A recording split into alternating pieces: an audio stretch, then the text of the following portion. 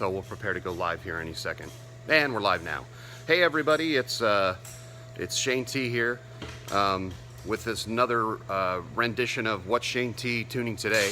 So today we're in Fox Lake, Illinois, at the Hyperaktiv Performance Solutions chassis dyno facility with the Sorceress, the what are we calling this thing? Flex fuel muscle car or something like that? Yeah, flex fuel muscle car. So anyway, now that Paul Yaw's had a chance to see my face, which he hates, which is why I always start with my face, I'm gonna flip this screen around so we can have a look at this car. We've been having a look at this car in the past at the racetrack when we were in, I think, Cordova, right, Rod? Yes, sir. Yeah. So this is what it is. This was, Rod, you drove this car to college, correct? Yeah, this is my first car I ever bought, so I still have it. Right. So then it's been through a few different iterations to come to the result that we have here today. But yeah, so this is the lifelong dream of a hot rodder guy that drove this car to high school in the, what would have been high school or college. So it would have been.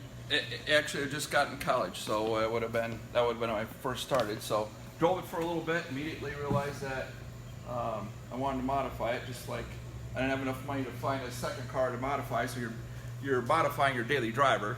Right. And then it just morphs from there, you know. You just get addicted to it like everybody else, and I kept it, and it's just part of my family, you know. It's so this latest rendition right here, it's the turbocharged Theo, and it's been supercharged in the past. It's been on methanol in the past on the street, supercharged, injected. Right. And just it's been through all things. So a lot of people don't realize that it was on methanol when I was driving in college down in Florida, and I kept a barrel or two, and that's where it ran. Everybody challenged me I couldn't do that, so I learned a lot about methanol and supercharging back, mid '80s, I guess. So yeah. So this was an '84 Hurst Olds, right? Correct. So it would have been It would have been fairly much new when you started driving it, and first put the supercharger and stuff on it. Is that fair to say? I agree. Right. So anyway, so what we have now in its current iteration, and we've been running this thing on the Mainline chassis dyno, which is got a pair of big giant eddy current absorbers in these boxes and a humongous connection through a shaft that goes right on the axle on the back of the car, which is not a whole lot of light, but you see basically it's bolted to the hub on the back of the car. And that's how you can connect the driveline in this thing to these absorbers, which can control the load that the engine sees, using the transmission, torque converter, and all of the assorted stuff in the chassis of the car itself. And so Hyperaktiv Performance Solutions here in Fox Lake is one of the handful of facilities here in the United States that has one of these dyno units. Mainline Corporation in Australia builds the dyno units themselves and obviously distributes them throughout the world, and they are no doubt and unequivocally the industry standard when it comes to high output, high horsepower cars. I mean, they are pretty much the top of the line. There's a few other dyno companies that claim they can do kind of something similar, but they're pretty much bullshit. So anyways, this is a couple of different dyno curves that we've seen from the car on the last probably 2 days of running it on the dyno. Since it's flex fuel, we need to run it on all different types of fuels and develop maps for each one. So what we're looking at here is some dyno curves horsepower wise for different fuels. So the red one down here is gasoline. So this is pump petrol 92 octane. And then we have this blue one here, which is the big one. We turned the boost up about 10 pounds last night to 25 pounds total on M1 methanol in blue. The green line here represents M1 methanol at 15 pounds of boost. And the yellow line indicates C85, which is a VP Race Fuels version of E85, but it's a very consistent fuel that doesn't vary like some of the fuels you get from the actual pump at the local gas station. And so obviously dyno logs a whole bunch of other parameters. This is the actual axle RPM and the rate of rise of the axle speed at the back of the car, and you can see how consistent the dyno is. All four of the lines lay literally right over the top of each other. So there's no wheel slip going on between the crankshaft and the dyno itself, other than whatever slips through the torque converter or something in the drivetrain, you know, given up. This car has a Lenco transmission in it, a 3-speed, which is what the levers are all about. And being a Hurst Olds, it has to have shift levers, of course. But anyway, so it's got a Lenco behind what's known as a Bruno torque converter drive unit. And then inside that torque converter drive unit, it has a Neil Chance lockup torque converter. So what we're able to do on the dyno is turn the lockup on in the converter to eliminate any torque converter reduction of power or, you know, loss through its limited viscous coupling that it has when it's not in lockup mode. And it's basically like we're hooked to an engine dyno. So if there's no slippage in the clutch in the converter, no slippage in the clutches in the transmission, we basically have, in effect, the crankshaft tied directly to these absorbers or retarders, if you want, to control the load and the sweep rate of the engine.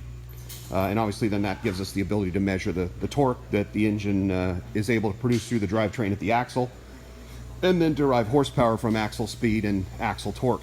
So we've made several runs, like we must be in the 40s by now, doing different setups on this thing, like I said, for pump gas. So, you know, the pump gas curve, the power curve over there on the dyno is somewhere right around 1480 or something like that.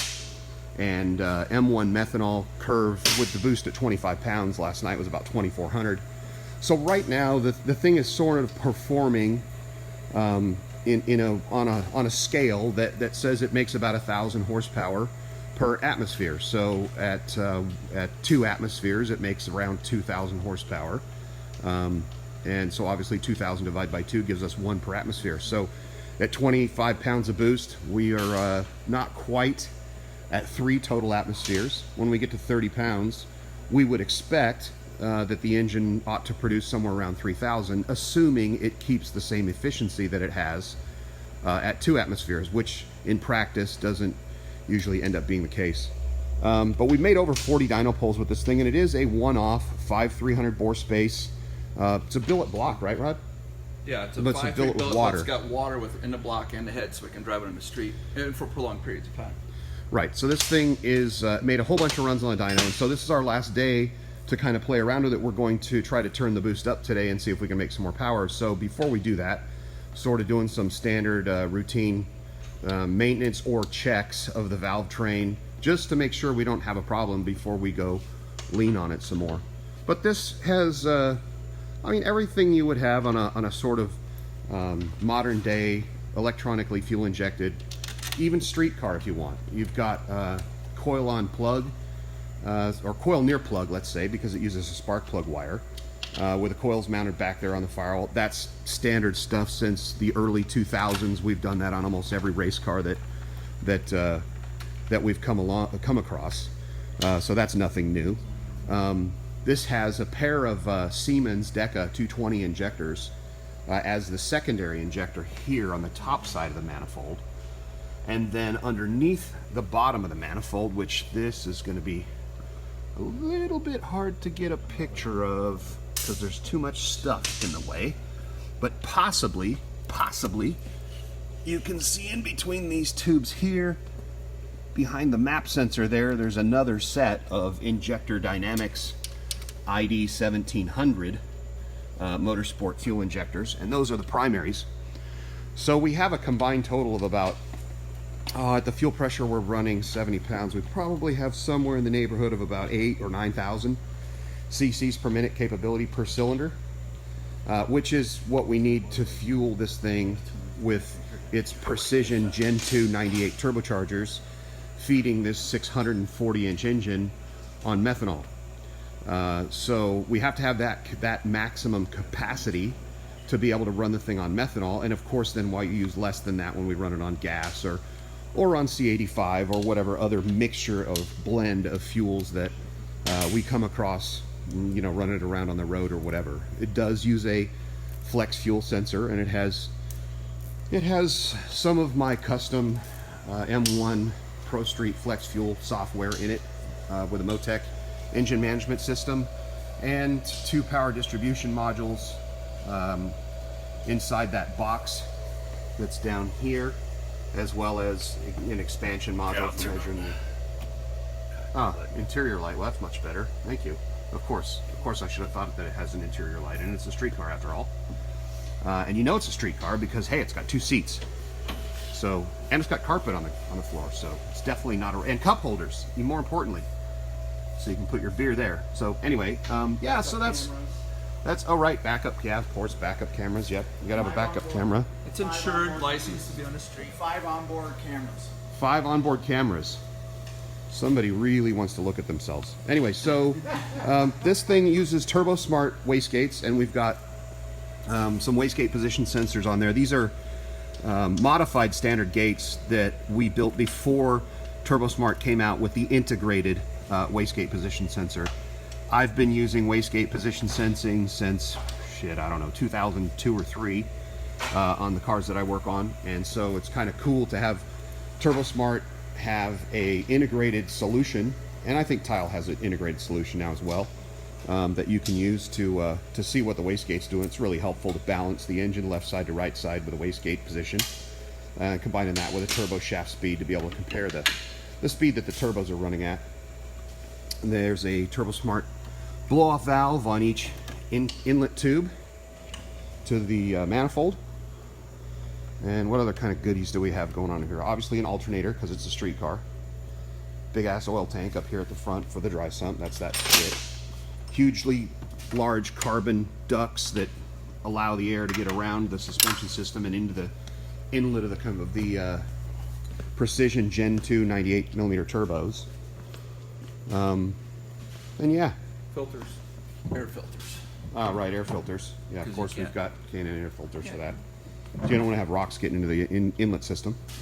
Not really a problem on the chassis dyno, but anyway, that's what we're playing with today. So today we're going to turn the boost up on methanol, and we're going to try to run to the limit of the turbos if we can, and see what we can make for horsepower, and more importantly, make sure that the engine doesn't have any problems, so that we could then go take it to the racetrack and see what we can do on the racetrack with the confidence of knowing that we have the tune-up for the engine figured out without risking it at the racetrack.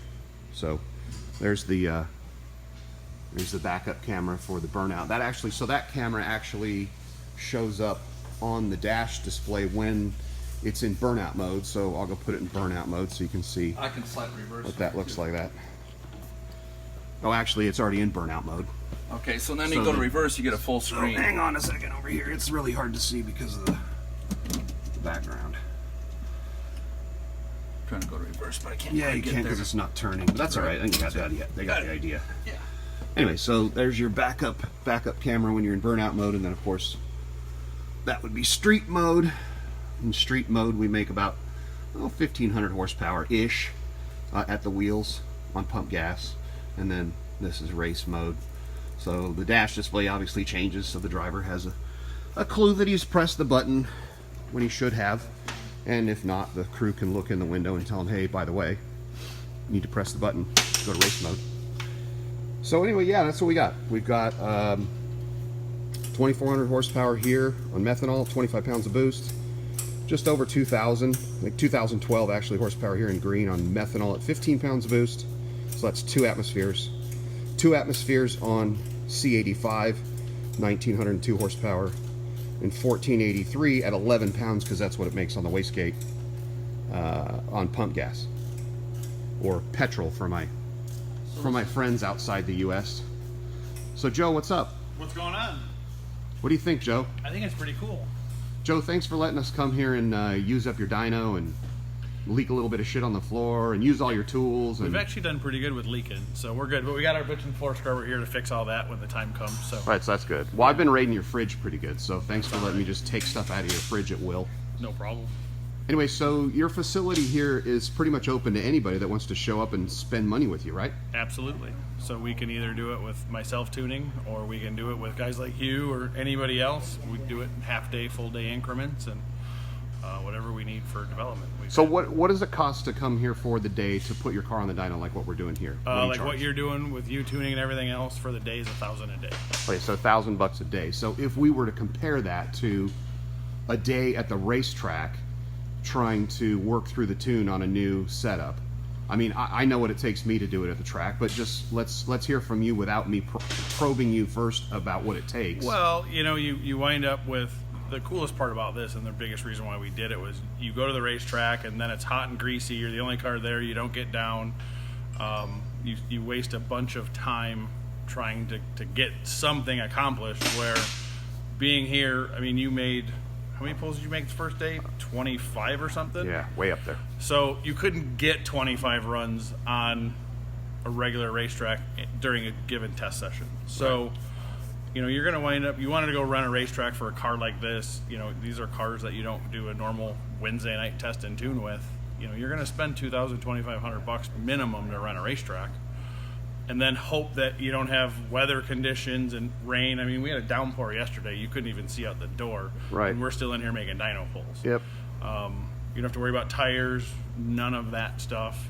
So it has a bunch of value, which is really why we did it. Yeah, it's cool.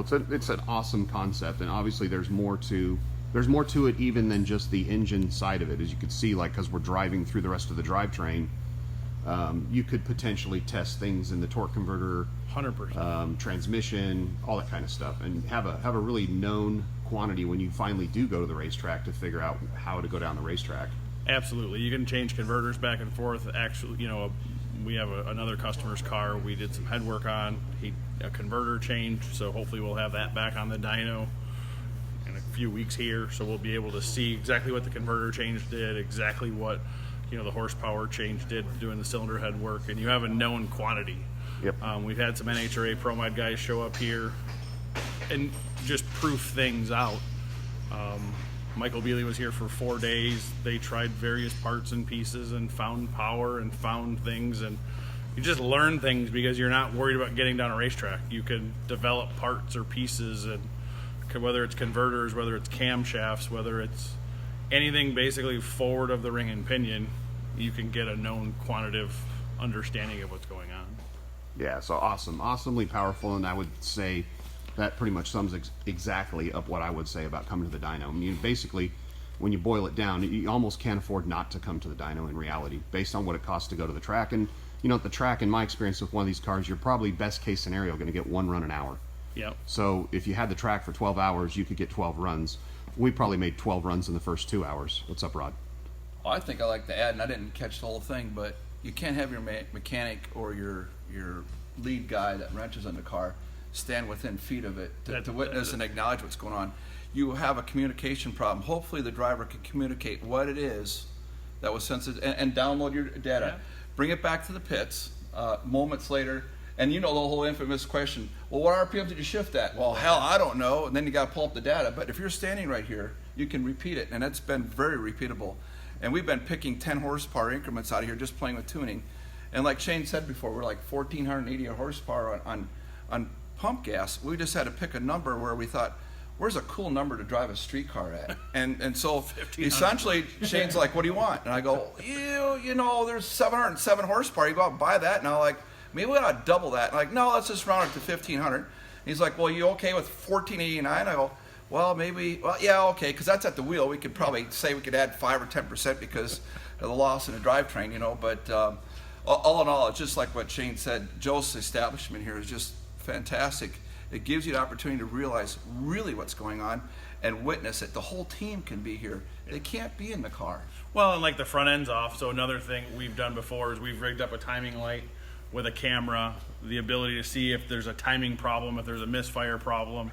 With the front end off these cars, hoods off, sitting still, somebody can witness, oh look, there's a fuel leak. I mean, we've had it multiple times where, I had a car, one of the first cars I had on the dyno, it knocked an injector O-ring out of it and caught on fire. Well, we had 0 damage to the car.